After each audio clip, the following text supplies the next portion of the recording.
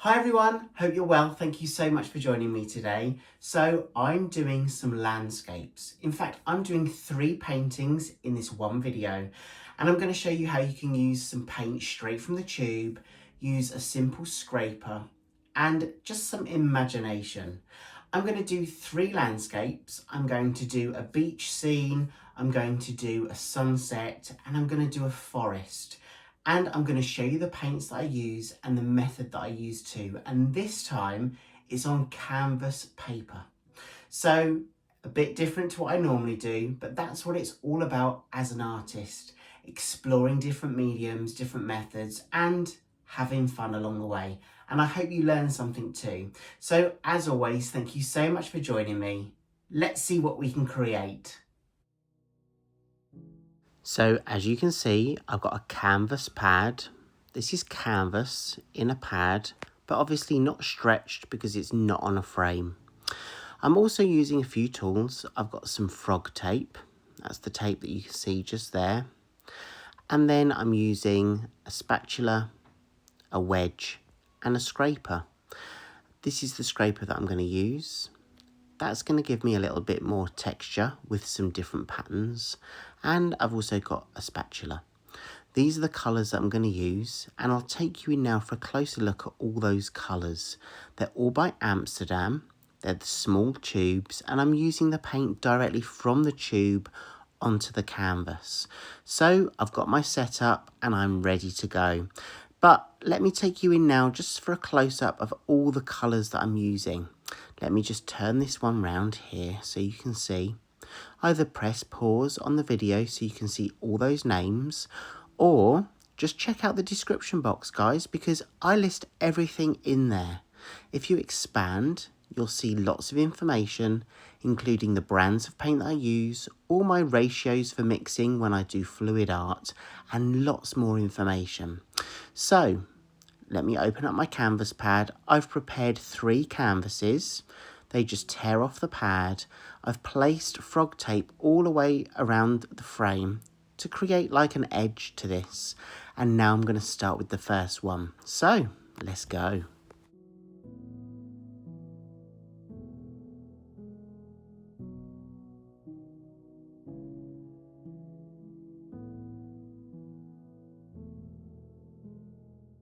So I'm going to start off with the sunset landscape.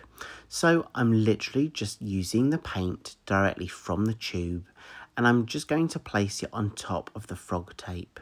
And then I'm going to scrape that paint from one side of the canvas to the other, and then create different shapes and textures. But you'll see the process unfold, and we'll do that with each of the landscapes that I do. So remember, I'm doing a sunset, I'm doing a mountain scene, and I'm doing a beach scene. But because these are very abstract, it's really about what you see.